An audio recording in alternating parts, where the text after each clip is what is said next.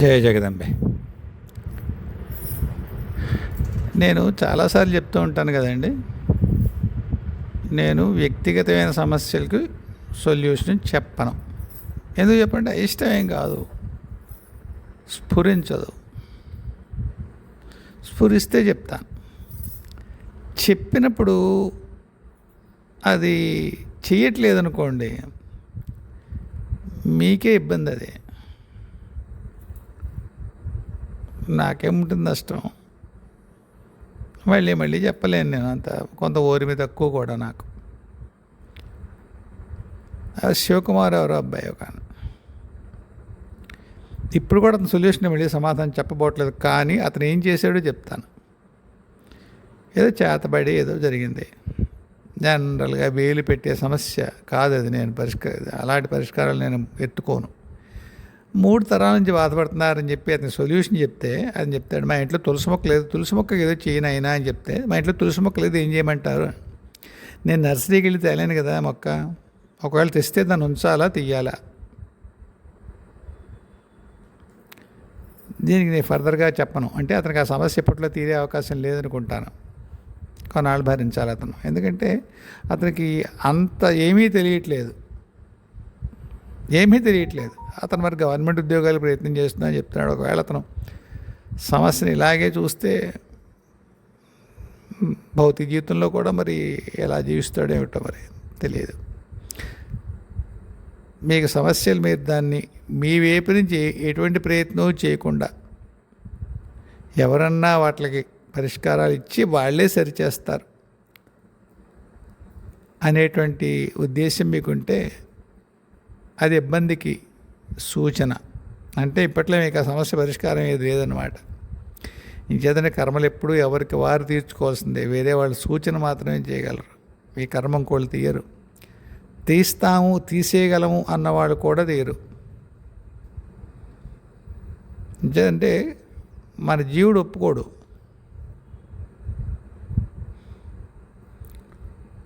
ఒక మహాత్ముడు తనకి ఒకానొక సహాయం చేసిన, విశేషమైన సహాయం చేసిన ఒక జీవాత్మ, ఆ జీవాత్మకి తెలియదు తను అంత సహాయం చేశాను. భౌతిక జీవితంలో ఈ మహాత్ముడికి పూర్తి వ్యతిరేకంగా జీవించాడు ఆయన. ఆ జీవాత్మ ఏ శరీరాన్ని ధరించాడో ఈ మహాత్ముడికి చాలా వ్యతిరేకమైనటువంటి విషయంలో అవమానించి, చిన్న చేసి, గట్టిగా మాట్లాడితే ఇబ్బంది పెట్టి అలాంటివి చేశాడు. కాకపోతే ఈయన మహాత్ముడు కదా, వీళ్ళకి ఎవరు ఏం చేస్తే వాళ్ళని ఉద్ధరిద్దామా అనుకుంటారు. మీరు గుర్తుపెట్టుకోండి, మహాత్ములు ఉద్ధరిద్దామా అంటే వాళ్ళు మీకు కాజాల పట్ల ఇస్తారు. మీరు అనుకుంటే మాత్రం మీకంటే వెర్రి వాళ్ళు ఎవరు ఉండరు. మహాత్ముల ఉద్ధరణ భయంకరంగా ఉంటుంది. భౌతికంగా మాత్రం మహాత్ముల ఉద్ధరణ భయంకరంగా ఉంటుంది. మహాత్ముల జోలికి వెళ్ళకండి, దూరం నుంచి దండం పెట్టుకోండి. మా గురుగారు వింటే చంపేస్తారు. నువ్వు వచ్చేవాళ్ళని, మహాత్ముల దగ్గరికి వెళ్ళే వాళ్ళని ఆపేస్తున్నావు, నీకు పాపం వస్తుంది, వాళ్ళ ఆత్మ ప్రయాణాన్ని ఆపేస్తున్నావు, దిక్కుమాలిన కష్టాలు భౌతికంలో వస్తే ఎందుకు ఏడిచేస్తారు భౌతికమైన కష్టాలకి, అలా చెప్తారు ఆయన. కానీ ఒక్కసారి ఇందులో మీ కామెంట్స్ చూడండి. మీరు నా వీడియోలకు వచ్చే కామెంట్లు 30 భౌతికమైన విషయాలే ఉంటాయి. అంచేత మహాత్మ జోలికి ఇందులో చాలామంది అడుగుతారు, ఆధ్యాత్మికంగా చైతన్య విస్తరణ ఎలా జరుగుతుంది, మీ సత్సంగ్కి వస్తాం. నేను వెక్కిరించట్లేదండి, మరోలా అనుకోకండి. సత్సంగం ఏమీ మీకు నల్లేరు మీద నడకలా ఉండదండి. మీ నమ్మకాల వ్యవస్థ సర్వము నాశనం చేస్తారు. బతికి నిలబడి ఉంటే మీరు గెలుస్తారు. మా గురుగారు చెప్పట్లేదండి. ఎవరైనా చూడండి, వాళ్ళకి వావి వరుస ఉండవు, పుణ్యం పాపం ఉండవు, ఉత్థాన పతనాలు ఉండవు, సమాజంలో వాళ్ళ గురించి ఏమనుకుంటారో ఉండదు. ఆరోగ్యం అనారోగ్యం ఏ ద్వంద్వము ఉండదండి. ఇది తిట్టినట్టు ఉంటుంది మీకు. తిట్టట్లేదు నేను. వాళ్ళు ద్వంద్వాతీతులు. అంచేత ద్వంద్వాతీతే చాలా అద్భుతంగా ఉందనుకుంటున్నారా? మీరు ఒకసారి ఏ గురువునైనా చూడండి, చచ్చిపోతారు మీరు. ఆ గురువు దగ్గరికి వెళ్ళరు. పాపం పుణ్యం లేదంటే ఇప్పుడు మీరు ఆదిశంకర్లు రాస్తారు కదా, నిర్వాణ షట్కం అని చెప్పాను మొన్న ఎవరికో, చదవండి బాబు అని. అందులో ఉంటుంది, నేను పాపాన్ని కాదు, నేను పుణ్యాన్ని కాదు, నాకు పాపం లేదు, నాకు పుణ్యం లేదు అంటాడు. ధర్మ వివర్జిత అని చదువుతాం లలితా పరమేశ్వరి సహస్రనామాలు చదివేసుకుంటాం మనం. అంటే ధర్మం లేదు అధర్మం లేదు అంటే వేళకోవాలనుకుంటున్నారేంటి? ధర్మం లేదు అధర్మం లేదని. అవి కనుక కార్యరూపంలో ఉన్నప్పుడు కళ్ళంపట నెత్తురు తిరుగుతుంది. నాకు మహర్షి ఒక హెచ్చరిక చేసి చెప్పారు, నాన్న ఎవరిని భయపెట్టకు ఈ మార్గంలో అని. ఇన్నాళ్ళు ఆగాను, కానీ మీ ప్రశ్నలు చూస్తుంటే భయం వేసి చెప్తాను, నాయనా లైట్గా తీసుకోకుండా ఆధ్యాత్మిక అలా ఉండదు. మీకు కొన్ని ఉదాహరణలు చెప్తాను. సత్యసాయిబాబా ఉన్నాడు, ఏదో అమ్మాయిలుది మీద బోల్డన్ని నిందలు వచ్చాయి. కొన్ని నిజమవుతాయి, కొన్ని అబద్ధాలు అవుతాయి. అంటే సత్యసాయిబాబా గురించి చెప్పట్లేదు, ఒక మహాత్ముడు ఉన్నాడు అనుకోండి. ఒక సాధకురాలకి పాత కర్మలు ఏవో ఉంటాయి, దానివల్ల ఆ అమ్మాయి 10 మందితో తిరగాల్సి వస్తుంది. అదే విచిత్రమైన మంచి విషయం అనుకుంటున్నాను, 10 మందితో తిరగడం దురదృష్టమైన విషయం. ఎవరికైనా భాగస్వామి కాకుండా వేరే వాళ్ళతో వెళ్ళడం మజా కాదు. మీ తర్వాత వచ్చే పరిణామాలు బాగుండవు. అది కర్మలో భాగం. అది కామం అనుభవించేటట్టు బాగుంటుంది, దాని పరిణామాలు బాగుండవు. మీరు ఏమనుకుంటున్నారు? సరే, ఈ అమ్మాయి జీవుడు, మా అమ్మాయి అనకూడదు, జీవుడు అమ్మాయిగా పుడుతుంది, ఆధ్యాత్మిక మార్గంలోకి వస్తుంది. ఆ గురువే అమ్మాయి చేపట్టుకోవచ్చు. చాలా అసహ్యంగా ఉందా వినడానికి? అదే వాస్తవం. ఆ అమ్మాయి ముందు ఒప్పుకుంటుంది, ఏమో దరిద్రం వెళ్ళిపోతుంది, ఈ దిక్కుమాలిన ఏమంటారు, మళ్ళీ జీవితం తక్కలేదు కదా. అవమానం ఎవరికి ఇష్టం ఉంటుంది? ఎవరు ఇష్టపడిన వాడితో వెళ్ళడం వేరు, కర్మ తీర్చుకోవడం కోసం వెళ్ళడం ఎవరితో ఏమంటుంది. కానీ ఆ అమ్మాయికి ఏదో కష్టం వస్తుంది, ఆ అమ్మాయికి ఆ గురువు చెప్పినవో అవ్వవు, అనుకున్నవి అవ్వవు, లేట్ అవుతాయి. ఈ ఆధ్యాత్మిక మార్గంలో మహాఘోరం ఏంటంటే అనుకున్న టైంకి అవ్వవు. లేదు, వాళ్ళ కాలం వేరు, మన కాలం వేరు అయ్యి వస్తుంది, మనం ఎల్లుండి అయిపోతుంటారు, వాళ్ళు 20 ఏళ్ళైనా అవ్వదు, మనం వెర్రెక్కిపోతాం. అప్పుడు దీన్ని అదనుగా తీసుకుని ఎవరు ఏం చేస్తారంటే, నిన్ను వాడు పాడు చేసేయడని చెప్పు అంటారు. ఫ్రస్ట్రేట్ అయి ఉంటుంది, బయటికి వెళ్ళి ఒక ప్రెస్ మీట్ పెట్టి, నన్ను ఫలానా యోగి ఫలానా గురువు నన్ను పాడు చేశాడు ఉంటుంది. అంతే, జైల్లో పడేస్తారు వాడిని. అన్నప్పుడు ఏదో జరుగుతుందా? నిజంగానే గురువు చేయి పట్టుకుని ఉంటాడా? పట్టుకొని ఉండొచ్చు, పట్టుకోకుండా కూడా ఉండొచ్చు, కానీ గురువుని జైల్లో పడేస్తారు. చూసారు మీరు చాలామంది. వాళ్ళ గురించి నిత్యము నికృష్టమైనటువంటి వ్యాఖ్యలు చేస్తారు జనం. ఏమీ పట్టదు. ఆయన చూడండి, ఆయన పేరేంటి, ఇది కైలాస్ అని పెట్టుకున్నాడు ఎర్రాడు, ఆయన పేరేంటి, చిన్నవాడు, చాలా చాలా గొప్పవాడు, ఆయన పేరేంటి గుర్తురాడు, నిత్యానంద్ అనుకుంటాను. ఏంటి నిత్యానంద సపోర్ట్ చేస్తావు నువ్వు అని ఇదే పగండి, మహానుభావుడు ఆయన. మనం ఏంటంటే, మనం పక్కింటి వాళ్ళతో వెళ్ళాలని ఉంటుంది, ఎదురింటి వాళ్ళతో వెళ్ళాలని ఉంటుంది, మన ట్యూషన్కి వెళ్ళిన టీచర్తో వెళ్ళాలని ఉంటుంది, ట్యూషన్ చెప్పి కూర్చుని అమ్మాయిలతో వెళ్ళాలని ఉంటుంది, మన కొలీగ్స్తో, మన అసిస్టెంట్తో, అందరితో మనకి వెళ్ళిపోని ఉంటుంది, మగాళ్ళైనా ఆడేళ్ళైనా. గురువు మాత్రం ఎవరు చేయబట్టుకోకూడదు. ఈ లోకంలో ముఖ్యంగా భారతదేశంలో, ముఖ్యంగా మధ్యతరగతిలో బాగా ఉన్నవాళ్ళకి ఎక్కువ శారీరక సంబంధాలు పెద్ద విషయం కాదు. బాగా నిమ్నతరం అంటే ఊరికే కూలీనాలి చేసుకునేవాడు, వాళ్ళకి ఎక్కువ శారీరక సంబంధాలు పెద్ద విషయం కాదు. మధ్యతరగతి వాళ్ళకి బోల్డ్ అంత సరదా ఉంటుంది, కానీ పాపభీతి, సంఘభీతి, దిక్కుమాలి ఎన్నో ఉంటాయి. దానివల్ల వాళ్ళు చేయాలని ఉంటుంది, ఎవడన్నా చేస్తే వాడు దొంగలని చూడుకొని తిట్టాలని ఉంటుంది. ఈ ద్వైతీభావం ఉంటుంది. నేను చెప్పేది చేదుగా ఉండొచ్చు మీకు, విషయం ఇదే.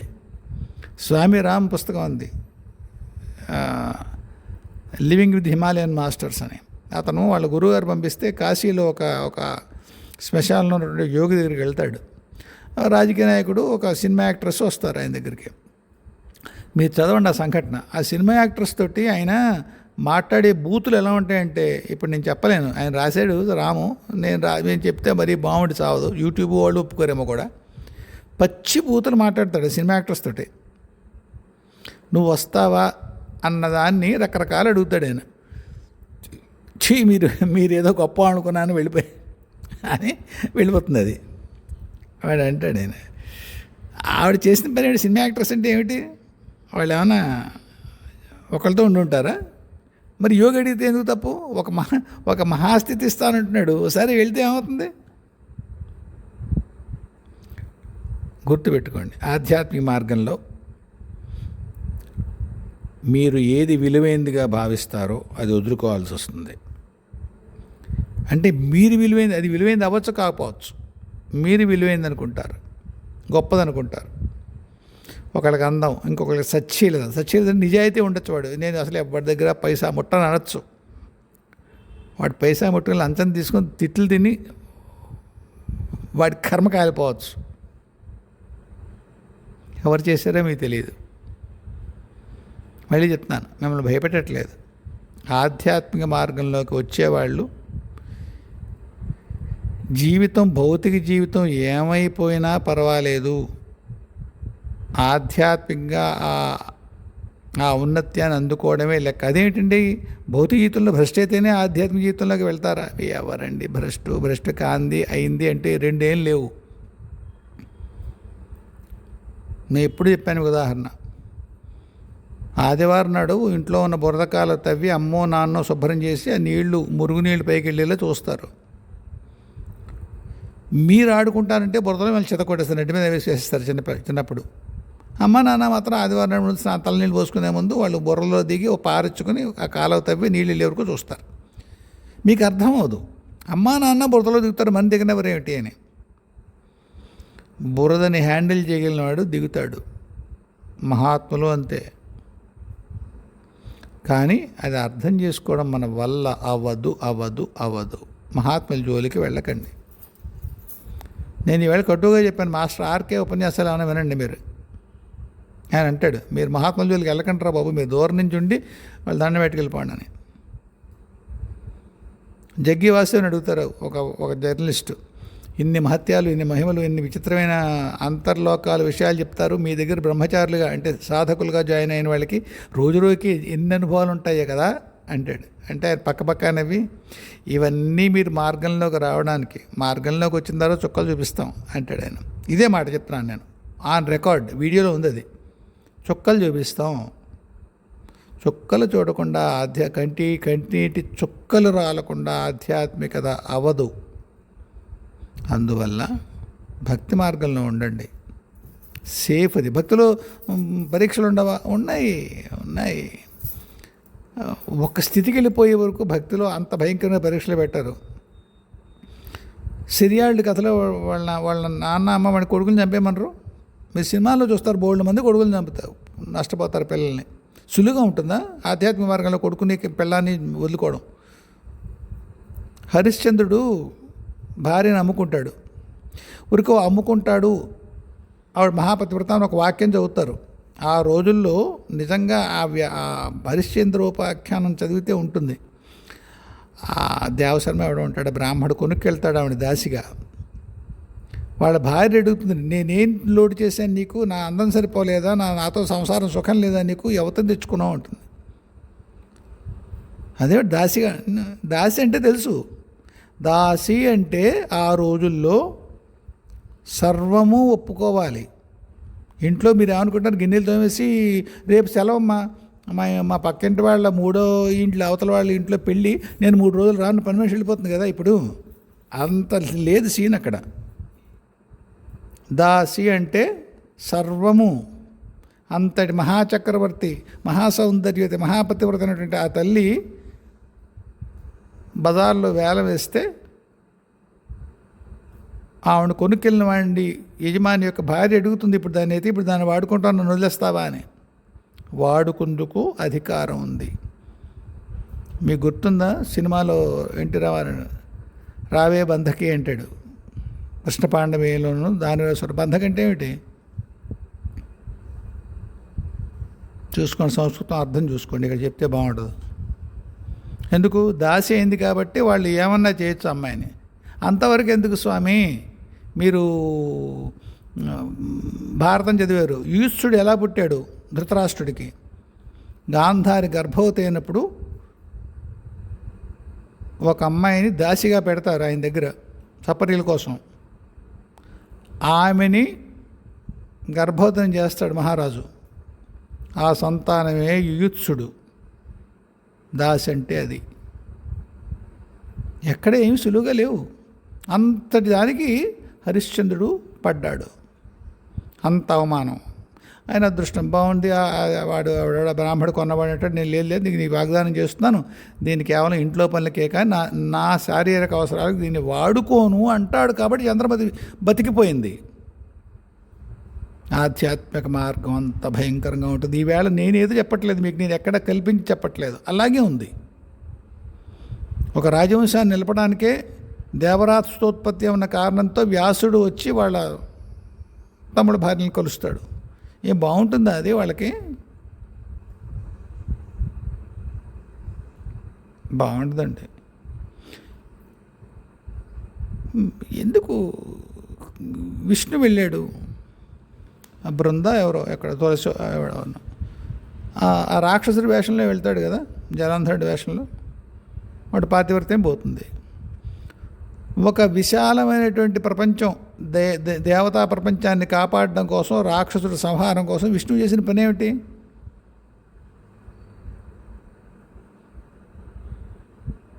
ఇది నేను గురువులను అంటలేదు. ఒక మహాప్రయోజనం కోసం ఏదైనా జరుగుతుంది. కాబట్టి మహాప్రయోజనాల జోలికి వెళ్ళకండి.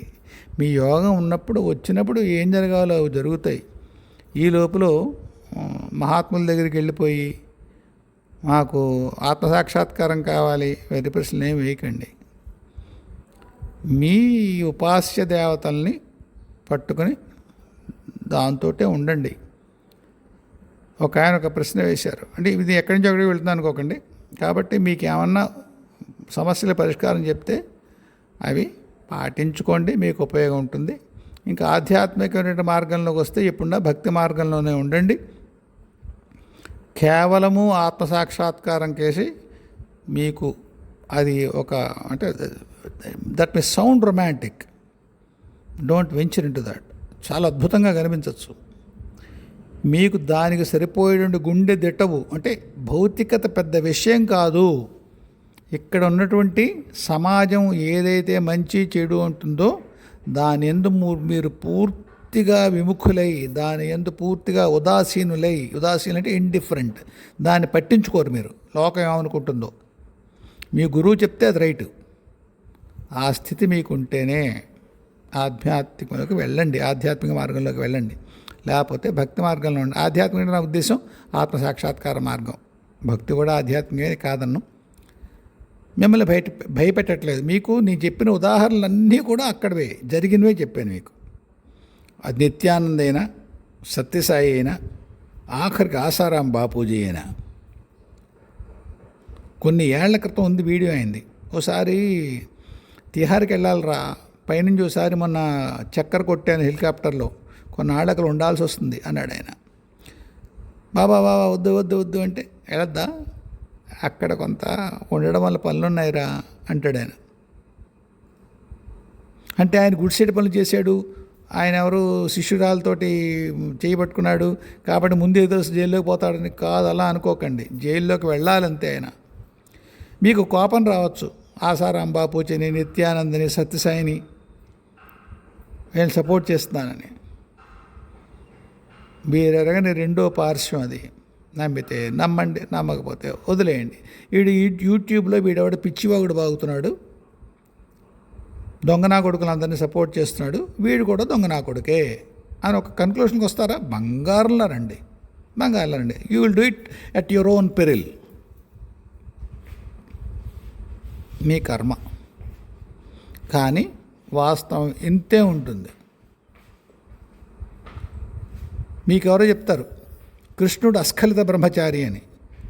పిచ్చి కొయ్యలు ఎవరైనా నమ్మాలి. అస్ఖలిత బ్రహ్మచారి అంటే ఏమిటండి? వీర్యస్ఖలనం జరగలేదనుకుంటున్నారా మీరు? కృష్ణుడికి పిల్లలు పుట్టారు. అస్ఖలిత బ్రహ్మచారి అంటే బ్రహ్మయందు చరించడంలో అస్ఖలితము జరగడు, జారిపోడు. స్ఖలితం అంటే జారిపోవడం, అస్ఖలితము జారడు. ఎక్కడి నుంచి? బ్రహ్మచర్యం అంటే బ్రహ్మయందు చరించడం. బ్రహ్మ అంటే మూడు తల్ల బ్రహ్మ కాదు, త్రిమూర్తుల బ్రహ్మ కాదు. ఏదైతే పరబ్రహ్మతత్వం ఉందో దాని యందు శాశ్వతంగా స్థితుడై అక్కడి నుంచి కిందకి చ్యుతం కాడు. అస్ఖలిత బ్రహ్మచారి అంటే అది. అంతేగాని ఆడాలను ముట్టుకోకపోవడం కాదండి బ్రహ్మచర్యం అంటే. అది బ్రహ్మచర్యంలో మార్గం అవునేమో నాకు తెలియదు. కృష్ణుడు అస్ఖలిత బ్రహ్మచారి అంటే అర్థం అది. బహు ప్రమాదం ఆధ్యాత్మికం. మీరు భాగవతం ఒక్కొక్క అక్షరం చదవండి, మీరు అనుకునే మీ సామాన్య ధర్మాలు రాలిపోతాయి. ఎంతమంది తిట్టుకున్నారో వెర్రిబాగులాడిని ఆ జాంబవతిని ఇంటికి తెచ్చుకున్నప్పుడు. పశువులతో కూడా కామాన్ని నడిపేందుకు కృష్ణుడు సిద్ధమైపోయాడు అన్నారు. ఓ మహాప్రయోజనం కోసం తెచ్చుకున్నాడు జాంబవతిని. అప్పటికే ఆవిడ ఎలుగుబంటి పిల్లే. వివాహం చేసుకున్న తర్వాతే ఆవిడ కన్య అవుతుంది. కావాలంటే కథ చదవండి. మహాత్ముల జీవితాలు ఏం సుఖంగా లేవు. కృష్ణుడి జీవితం లేదు, సత్యసాయి జీవితం కాదు, ఏ మహాత్ముడి జీవితం సుఖంగా ఉండదు. వాళ్ళ పరువులు ఎప్పుడూ ఎవరు ఉంచరు, తీస్తూనే ఉంటారు. వాళ్ళు ద్వంద్వాతీతులు. మీరు అనుకునే మంచి చెడు, పాపం పుణ్యం, ధర్మం అధర్మం వాళ్ళకి పట్టదు. మీరు వాళ్ళ జోలికి వెళ్ళి వాళ్ళు పట్టట్లేదు, దొంగనా కొడుకులు. వాళ్ళు డబ్బులు దొబ్బేస్తారు, వాళ్ళు ఆడదాంతో పడుకుంటారు, శిష్యురాలతో పడుకుంటారు. మీ జుట్టు పీక్కోండి. మీరు వెళ్ళకండి, గురువుల జోలికి వెళ్ళకండి. ఎందుకంటే వాళ్ళకి లోకం యొక్క ధర్మం ఏమీ పట్టదు. మీరు తిట్టుకున్నా పట్టదు, మీరు మొత్తుకున్నా పట్టదు, మీ కర్మ మాత్రం కాలిపోతుంది. అంచేత వాళ్ళ జోలికి వెళ్ళకండి, వద్దు. గురువుల జోలికి వెళ్ళకండి. గురువులంటే మంత్రం చెప్పే గురువు, ప్రవచనకర్త గురువు, మెళ్ళో దండేసుకుని మీకు చెప్పే ఓ పురాణం చెప్పేవాడు. మీరు గురుగారండి అంటే అయిపోదు. గురువు అంటే ఎప్పుడూ అంటాను నేను, గురువు అంటే మీ జన్మకర్మ విశేషాలు తెలిసి మిమ్మల్ని నడిపించగల ధైర్యవంతుడు. ధైర్యవంతుడు ఎందుకంటానంటే మీరు వేసే చెత్తంతా భరించాలి కదా ఆయన. అది కానీ అది సులువుగా ఉండదు. సాధకులు కూడా ఇన్ని కబుర్లు చెప్పేసి నేను ఏదో మా గురువు గారు ఆర్దిచ్చేస్తాను మీరు అనుకుంటున్నారా? I have 1000 complaints against him. మార్గంలో ఉన్నాను, అమ్మదేవాళ్ళు ఉన్నాను. మా గురువుగారు అడిగే మాటలు, మా గురువుగారు చేసే పనులు అన్నీ నాకు నచ్చేస్తాను మీరే అనుకోకండి. ఆయన నాకు నచ్చే పనులు ఆయన ఏం చేయడు. నాకేది సరి అనుకుంటాడో, ఈ ప్రపంచానికి ఏది సరి అనుకుంటాడో అది చేస్తాడు.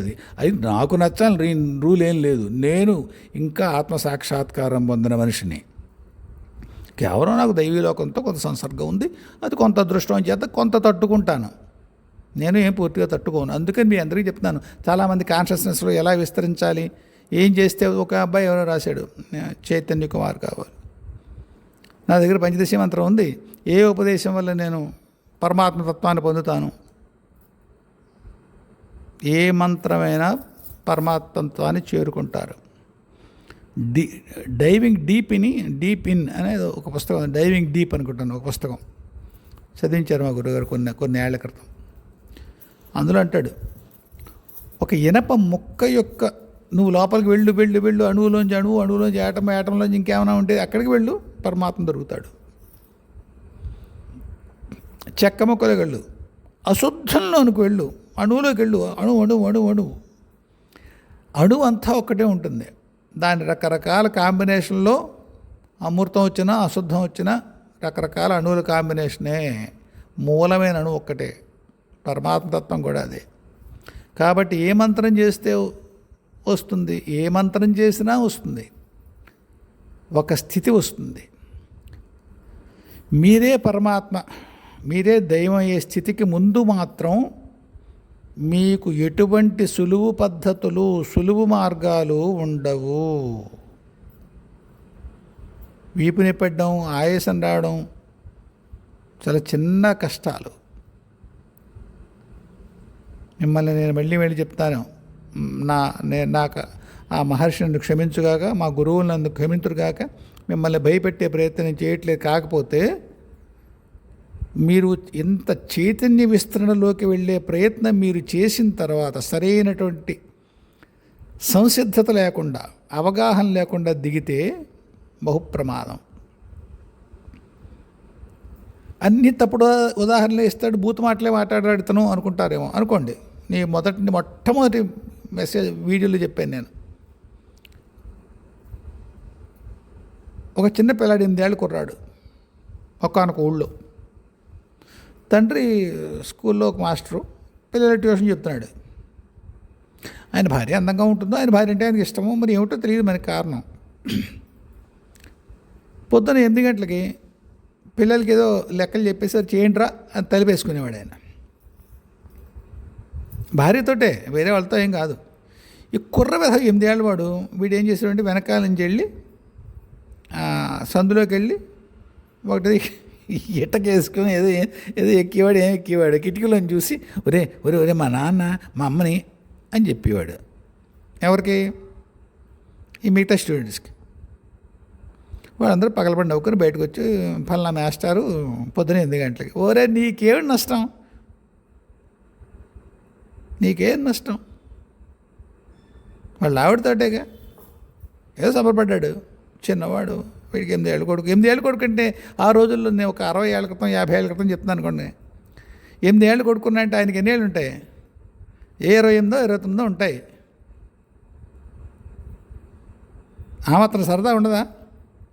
ఆ కుర్రవాడికి తెలుసా అది?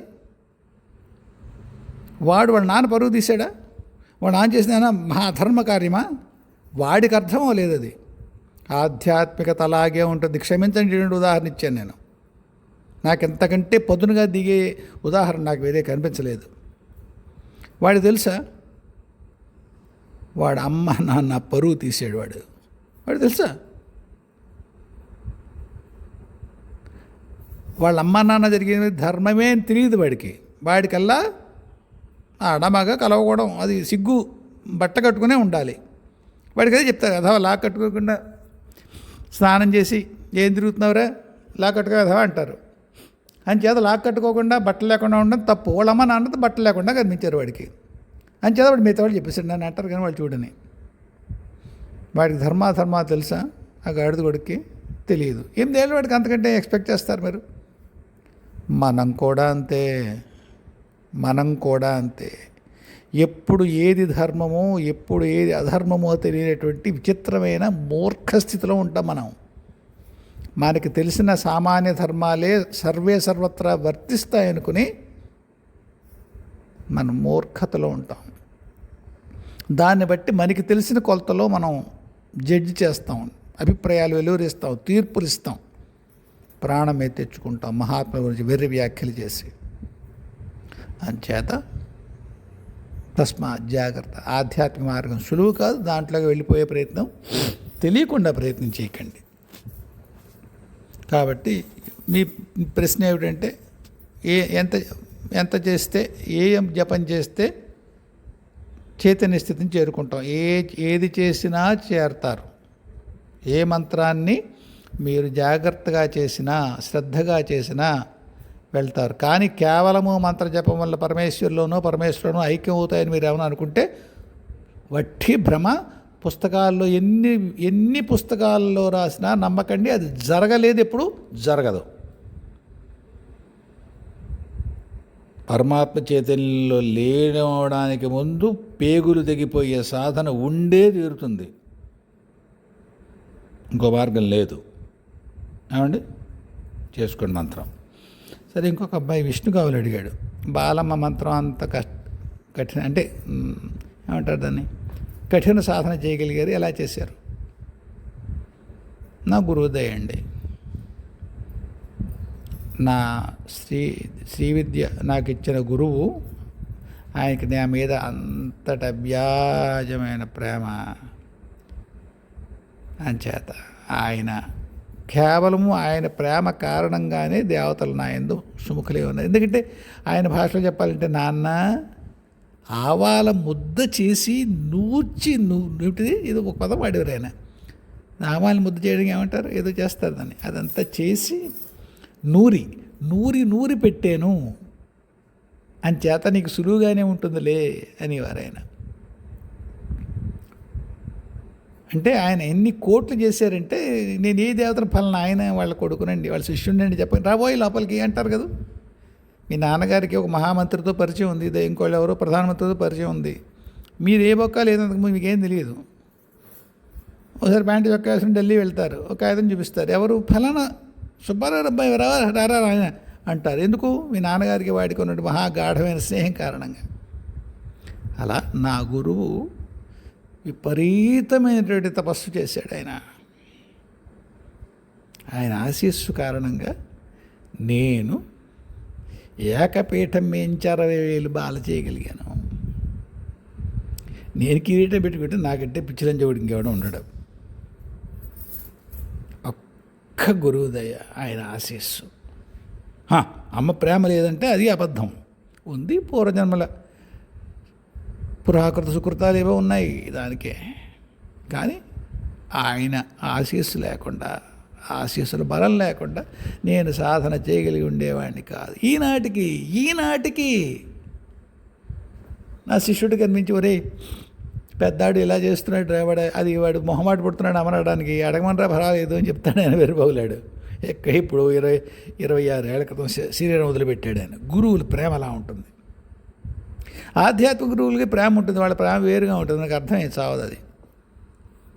వాళ్ళకి ఎంతసేపు కూడా మిమ్మల్ని ఉద్ధరించేయడమే. మీరు చచ్చిపోయినా పర్వాలేదు, ఉద్ధరించేస్తే. మీరు చూడండి, కావాలంటే పుస్తకాలు, ఈ థియోసాఫికల్ సొసైటీ వాళ్ళ పుస్తకాలు చదవండి, లెడ్బేటర్వి వాళ్ళే ఉంటాయి.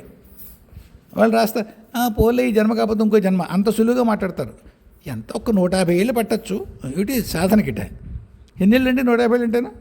మీరు ఏ 45 ఏళ్ళకో సాధన మొదలు పెడతారు, చచ్చిపోతారు.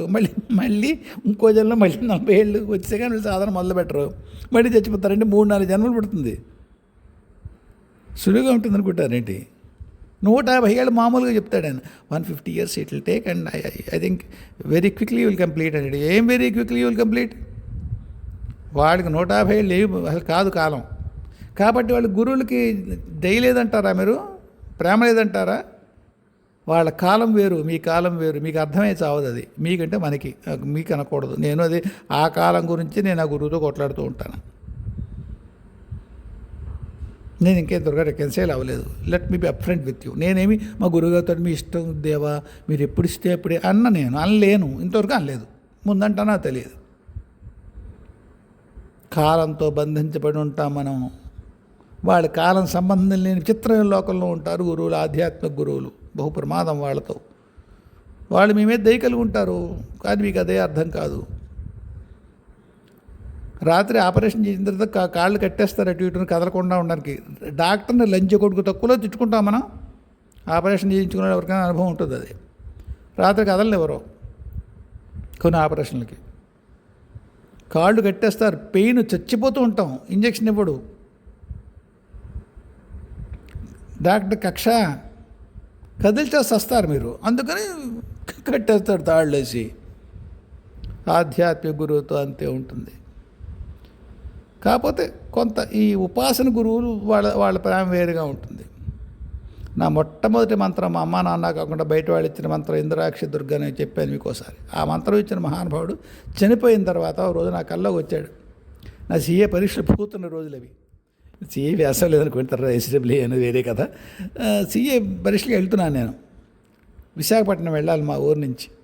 ముహూర్తం పెట్టుకున్నాం, ఎల్లుండి వెళ్దాం. అవతల నుండి పరీక్షలు ప్రారంభం అవుతాయి విశాఖపట్నంలో. ఎల్లుండి బయలుదేరుతాను నేను. ఆయన ఈవేళ రాత్రి కల్లోకి వచ్చాడు. ఒరే నాన్న, నువ్వు ఎల్లుండి ప్రయాణం పెట్టుకున్నావా? అవును తాత. ఒరే నీకు అది నక్షత్రం బాగుండలేదురా, విపత్తారైందిరా, మంచిది కాదురా, ప్రమాదం ఉంది నీకు, వద్దురా నాన్న, ఓ రోజు హోటల్ ఖర్చు అయితే ఏందిలే, రేపు బయలుదేరిపో అన్నాడు ఆయన. మీడికి వచ్చేసింది. నాకు అప్పుడు తారలు చూడడం నేను టీనేజీలో ఉన్నాను, మహా అయితే 19-20 ఏళ్ళు ఉంటాయేమో. మా నాన్న అడిగాను, నాన్న ఎల్లుండి వెళ్తున్నారు కదా, ఎల్లుండి మధ్యాహ్నం ఏదో అప్పుడు అదేదో రైలు ఉండేది, సింహాద్రి ఏదో, దానికి వెళ్దాం అనుకుంటున్నాను నాన్న, ఇది తార బాగోలేదా అన్నాను. ఎల్లుండి వెళ్దాం అనుకుంటున్నావా అంటే, అప్పుడు ఏంటి రిజర్వేషన్ అక్కర్లేదుగా వైజాగ్ వెళ్ళడానికి.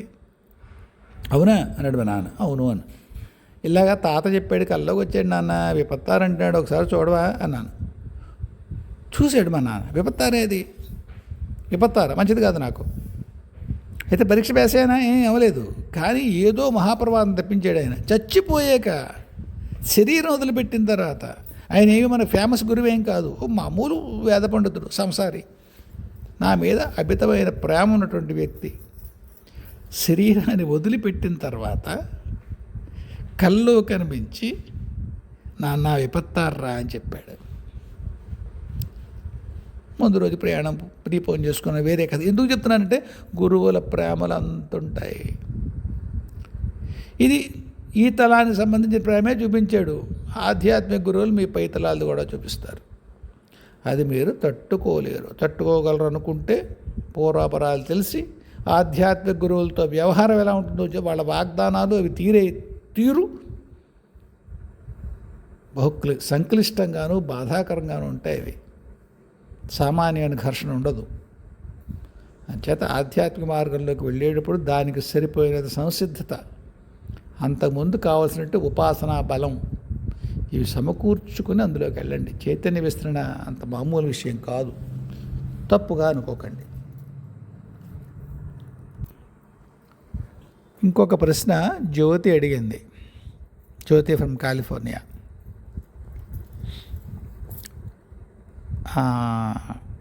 అంతటి పరమాత్ముడు, సర్వము తెలిసినటువంటి కృష్ణుడు గాంధారి శాపం ఎందుకు తీసుకున్నాడు? తెలుసు కదా, దుర్మార్గులు వాళ్ళు వెళ్ళడం కరెక్టే కదా. దగ్గరికి ఇవే పదాలు కాదు, గాంధారి శాపానికి వేరే అర్థం ఉందా? ఎందుకు తీసుకున్నాడు కృష్ణుడు?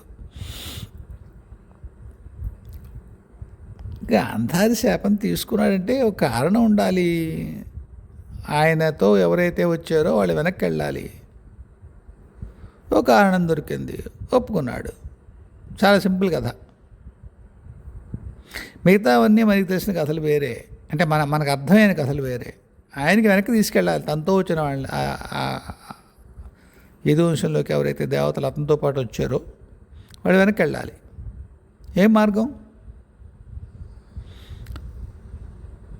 అలాంటి మహాత్ములు కర్మలైనా శాపాలైనా వాళ్ళ ఇష్టానుసారంగా తీసుకోగలరు, వదలగలరు.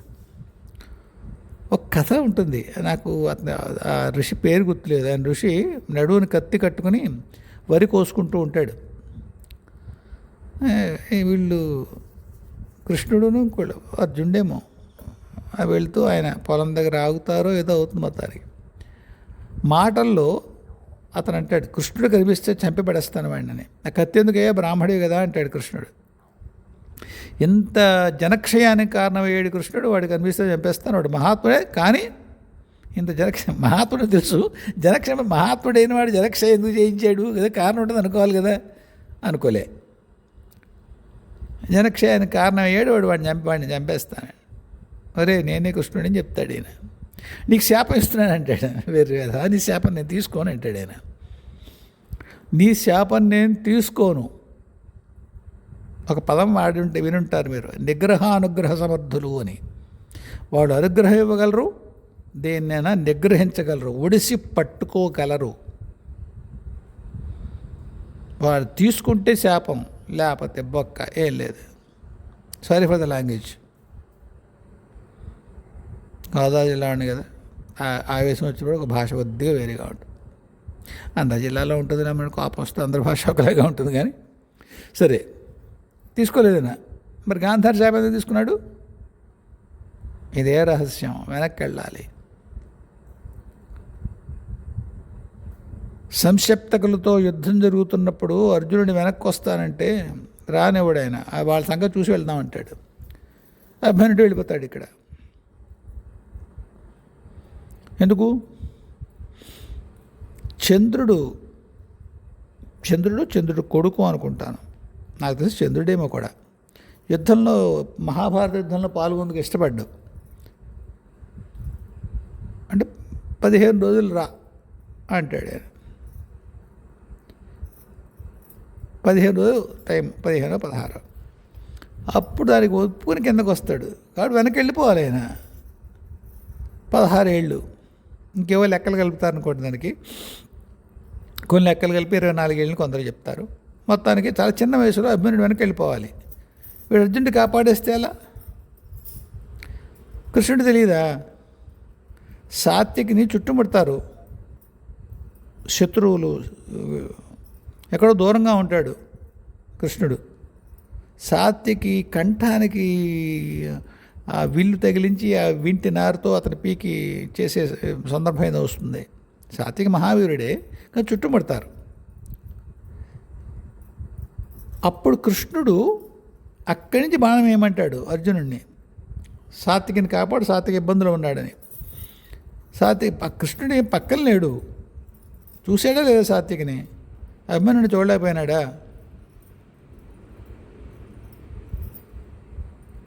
వాళ్ళకి తెలుసు, ఎప్పుడు చేయాలో తెలుసు. అదే అన్నాను ఒకసారి ఆయనతోటి, మీకు చెప్పాను ఇందులో, చాలా థ్యాంక్లెస్ జాబ్ కృష్ణ అనేది అని నేను అనుకుంటున్నాను అని వచ్చాడు. కృష్ణుడి పాత్ర చాలా థ్యాంక్లెస్ జాబ్, అది ఎవ్వరూ గుర్తించరు, గౌరవించరు అంటే ఆయన వచ్చాడు. వచ్చి ఎందుకు అలా అనుకుంటున్నావు అన్నాడు. వచ్చావా తండ్రి, చూడు నీ గురించి ఆలోచిస్తున్నాను వచ్చేయాలే.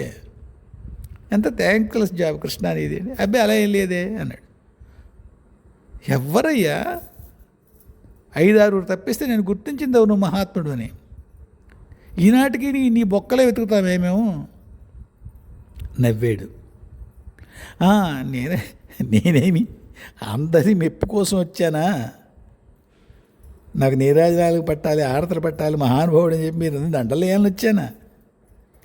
ఆ పనికి రావాలి, ఆ పాత్ర అలా డిజైన్ చేసుకోవాలి. చేసుకున్నాను, వచ్చాను, పని అయిపోయింది, వెళ్ళిపోయాను. మీ మెప్పులైనా మీ తప్పులైనా నాకెందుకయ్యా? కాబట్టి నువ్వు అనుకుంటున్నట్టుగా థ్యాంక్లెస్ జాబ్ అని అనుకోవట్లేదు. నేను కనుక నాకు ఎక్స్పెక్టేషన్, కోరిక ఉన్నట్టయితే, ఆకాంక్ష ఉన్నట్టయితే, ఏమిటి, ఒక మహానుభావుని, మహావిష్ణువుని అవతారం ఈ జనాల కోసం వచ్చాను నేను కిందకి, వీళ్ళు నన్ను ప్రత్యుత్థానం చేసి నెత్తి మీద పెట్టుకుని ఏదో చేయాలని అనుకుంటే మీరు చేయకపోతే బాధ.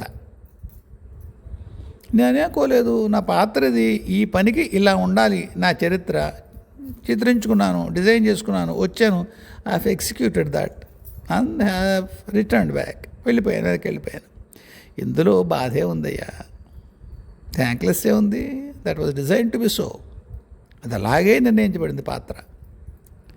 అది మహాత్ముల స్థితి. వాళ్ళకి మీ గౌరవాలతో, మీ నిందలతో పని లేదు. వాళ్ళు చేయదలుచుకుని పని చేస్తారు. మీరు వాళ్ళని మూటల ముఠా కూరన్నా పర్వాలేదు, మహాత్ముడన్నా పర్వాలేదు. అంచేత గాంధారి శాపం తీసుకున్నాడు అంటే వాళ్ళు వెళ్ళడానికి వెనక్కి కారణం కావాలి కాబట్టి తీసుకున్నారు. వాళ్ళు కొన్ని కర్మలు దాచుకుంటారంటారు. వాళ్ళ కర్మలు అంటావు, కర్మలు దాచుకుంటారు, ఇంకోసారి వాడుకుందుకు. మీరు చూడండి, రామచంద్రమూర్తి వాలిని కొట్టాడా? ఆ కర్మ దాచుకున్నాడు అంటారు. చెట్టు చాటును కొట్టాడు కాబట్టి చివరిలో వెళ్ళిపోవడానికి మళ్ళీ ఆ శాబరుడు ఎవరో బాణం వేస్తాడు. ఎంతమంది చంపినా, ఏం బాణాలు వేసినా, ఏమి తాళ్ళు వేసి కొట్టినా, నిప్పులెట్టినా, విషం పెట్టినా, ఏం పెట్టినా చావని కృష్ణుడు తొక్కలో ఒక శాబరుడు బాణాన్ని చచ్చిపోతాడా? వెళ్ళిపోదలుచుకున్నాడు, వెళ్ళిపోయాడు, పీరియడ్. అందువల్ల మహాత్ముల ప్రణాళే మనకు అర్థం కాదు. ఇంకా పరమాత్మ ప్రణాళిక ఏం అర్థం అవుతుంది? తర్వాత ఇంకెవరో ఒకళ్ళు అడిగారు, మా జీవితంలో చాలా మా అప్ప చెల్లెళ్ళు అన్నదమ్ములు అందరూ బాగున్నారు, వాళ్ళలోనే పుట్టిన నేను ఎలా ఉన్నాను అని. దానికి ఇక్కడ సంబంధం లేదు, కానీ ప్రశ్నకు సమాధానం చెప్దామని చెప్తున్నాను. ఎవరెవరి కర్మలు వాళ్ళు విడిగా తెచ్చుకుంటారమ్మా. ధారా శ్లోకాస్ అనుకుంటాను అడిగారు. అంచేత అదే తండ్రికి పుట్టినటువంటి